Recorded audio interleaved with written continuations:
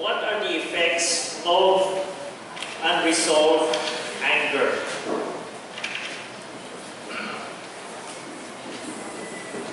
The effects of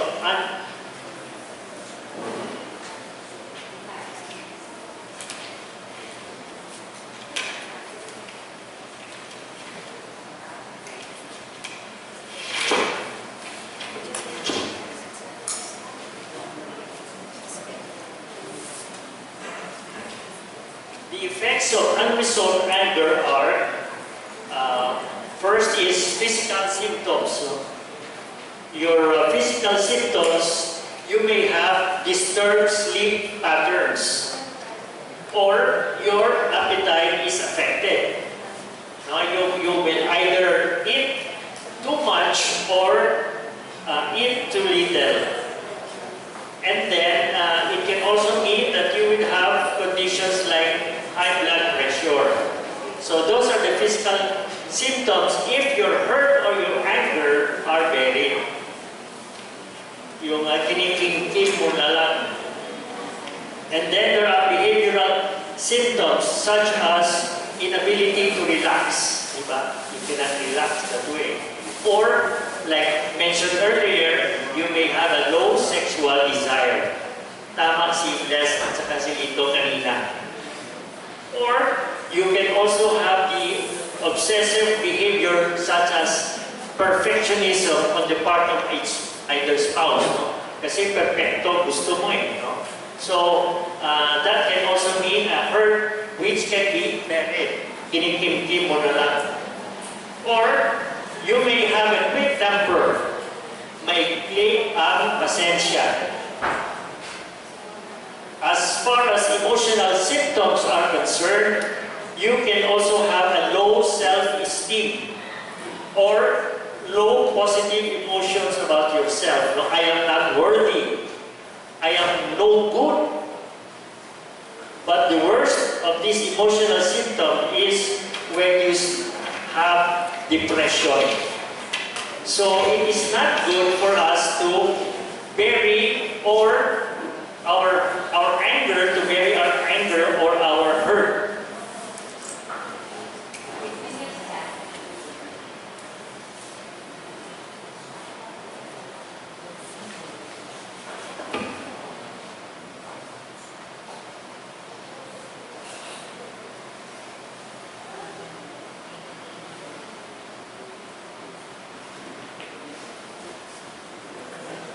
So how can we restore our intimacy? In Scripture, Ephesians 4 verse 31, get rid of all bitterness, rage, and anger, brawling, that's loud shouting or nagging, slander, along with every form of malice. So, we cannot get rid of something we are not aware of.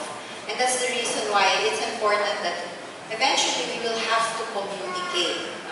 Walang mangyayari magsigawan or tahimik, but there's really a way that we should be able to communicate what is going on inside. So, we must look into the underlying cause or causes of our anger. Often, we look only at the symptoms, but not at the root cause. Yung symptoms is just the outward, tahimik siya or masyadong nagger, but the root cause, bakit? Baka may nakaraan, something happened before. You said something maybe 2 months ago na talagang tinatago niya, no? And it has been affecting the relationship for so long. So, kailangan makita nyo yung pinakaugat ng hurt na yun. So, to look at an underlying cause or the causes can be painful and messy. Mahirap. Sometimes pride. Ang hirap aminin na nasaktan ako, or mahirap na malaman mo na you hurt your spouse, or the other person hurt you. So sometimes it's pride that we don't want to open up. But it must be dealt with. Otherwise, the relationship will suffer. So,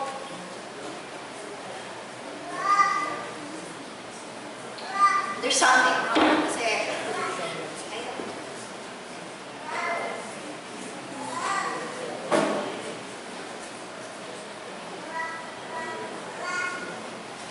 okay, so how the healing process works. First is we identify the hurt. So it's important that the person who was hurt should also take the initiative to communicate. No? Nasaktan mo ako nung sinabi mo to, or nung yung ni-raise mo yung voice mo. Or nasaktan ako nung you took me for granted. No? Nag-prepare ako ng dinner, hindi man ka man lang tumawag, na hindi ka palang kakain dito. No? So it's important that we let our spouse know, no, that we have been hurt. And then, it's also important, after identifying that we have been hurt, we should be able to share the details of it all. So in my case, just to give an example, Melvin and I both work. And before we got married, we agreed that we will be open to each other, you know, especially in terms of money matters. It's very common in the Filipino culture or setting na even if you get married, there are relatives who will run to you to borrow money, you know, or to ask help. So we agreed that we will be open to each other. You know, if my mom borrows from me, kasi my mom is a widow, so if she comes to me and asks me some help financially, I will let Melvin know. And ganun din, kapag yung siblings niya, 12 sila sa pamilya, no, and more or less is 4, so marami pa siya yung mga bunsong kapatid, if they need help, he should also let me know. Okay? So, there was an instance na my niece or his niece sa side niya had to undergo a spine operation. So, he gave some money but he didn't let me know. So, ako naman, alam ko naman na mag-undergo siya ng spine operation, but hindi pa namin pinag-usapan kung magkano. No? Pero parang he went ahead without also letting me know. So, ako naman, when I said, oh, ganun, when I found out, I told him, no, I really don't mind helping, just let me know. So, I reminded him. But since it was like a medical thing, and so, hindi ako masyadong nagalit. But then, there was another instance, a brother of his borrowed kasi tumalbog yung cheque. And it's because of a business, a transaction, or something. Eto negosyo to, dapat you should be more careful or what. And the amount was also very big. It was like equivalent to like 3 months of our household budget. So, parang I was really upset. And it took a while before he let me know. I just found out kasi nung naglilinis ako, nakita ko yung check, yung cleared na check. So anyway, when I opened it up to him, ayun, he asked for apology and forgiveness. Yeah, I thought first of all that we were expecting an inheritance from a sale of property of my dad, and I thought that when we were able to get that amount, then I can easily pay off the loan of my brother. But since it took some time, I knew that it was wrong for me, so it did not happen. So when Maite found out, I apologized and I asked for forgiveness from him. I said that no, whatever it is, no, it's my fault. I should have told you. And because of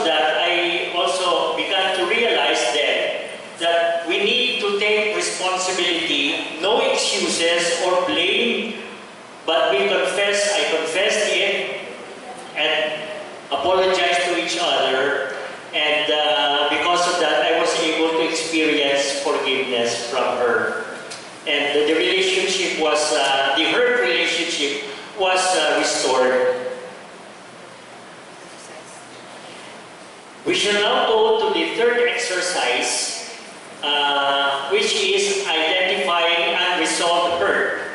I can give you 15 minutes or maybe let's make it 10, no? 10 minutes lang. So, besides all of this, if you have not finished it in your